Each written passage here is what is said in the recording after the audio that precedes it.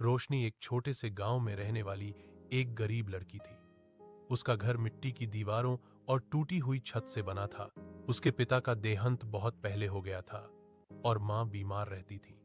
गरीबी उसकी परछाई बन चुकी थी, लेकिन इन सब के बीच रोशनी के पास एक अनमोल चीज थी, महादेव पर अटूट विश्वास। हर सुबह सूरज निकलने से पहले रोशनी उठती, छोटे से घर के एक कोने में रखे पत्थर के शिवलिंग के सामने दीपक जलाती।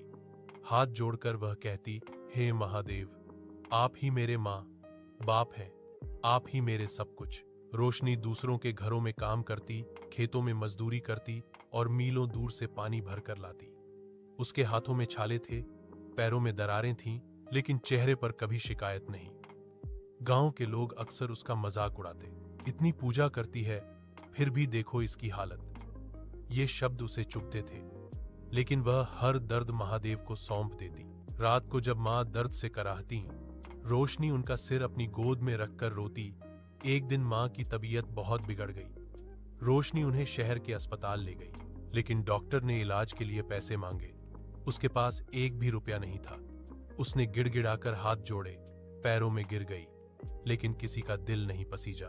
उस रात अस्पताल के बाहर बैठी रोशनी ने पहली बार आसमान की ओर देखकर सवाल किया, महादेव, क्या आपने मुझे अकेला छोड़ दिया?